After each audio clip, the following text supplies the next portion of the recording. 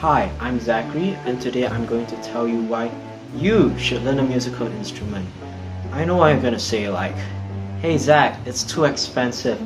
Hey Zach, like, if I'm not good at it, why should I even do it? Or it's too time consuming. I know, I've been there before. I thought of the same thing. But do you know what's good about learning music and picking up a musical instrument? You would know that you have done better, you have improved. Like last time, I only knew how to place this. Now I can play something like this.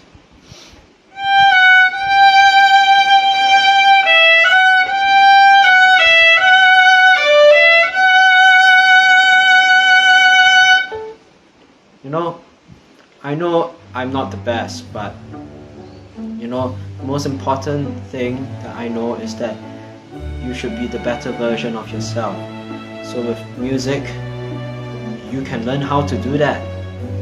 So here, I'm going to tell you how a musical instrument can benefit you.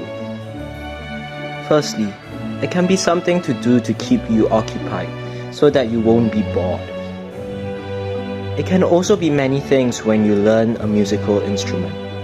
It can be your hobby, a passion, or it could be your future career. Who knows? Plus, learning a musical instrument can help you understand the music even better, whether if it is classical, rock, jazz, or any other genre related to music. So, moving on. Here are some fun facts about the instrument that I play, the violin. So, for those who aren't familiar with the violin, here you can see there are 4 strings. But do you know that each string they make different sounds? The string over here is the G string, and this is the D string, A, and E.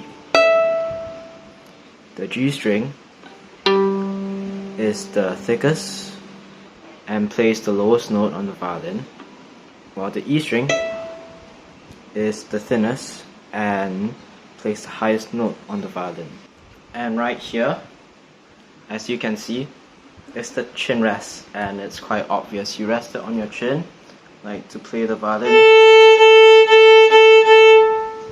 And over here is what you call the belly, which is like the main part of the violin.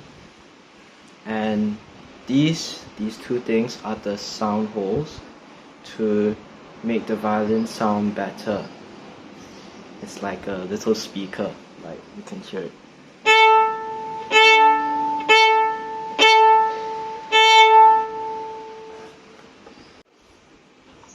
Over here, this is called a bridge. This helps secure the violin strings, and it also makes sure that the violin won't collapse. And over here, this is the tailpiece.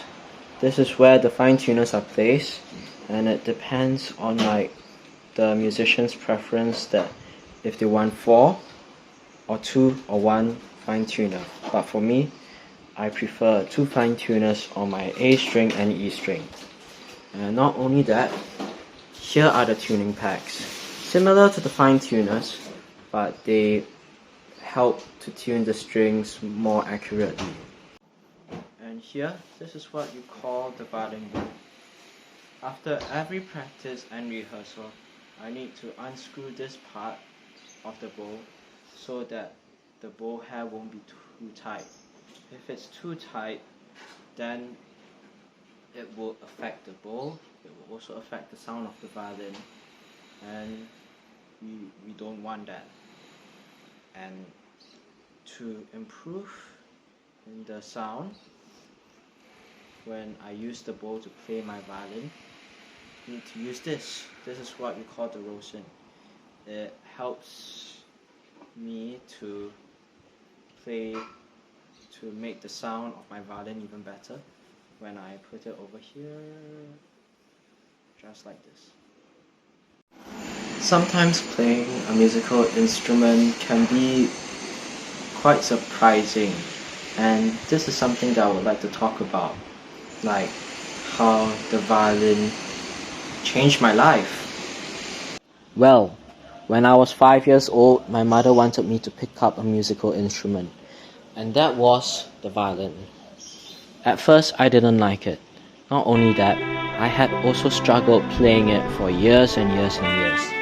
However, something changed.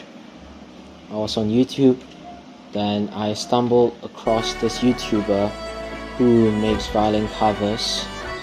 And then I realized that, hey, why not I start a violin account?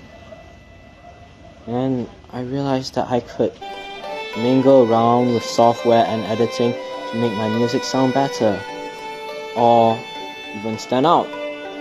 And I realized that there is really a lot to discover in music, and I am glad that I have found my musical instrument, the violin. And not only that, joining an orchestra also has made me realize that there is a lot more to it than just playing.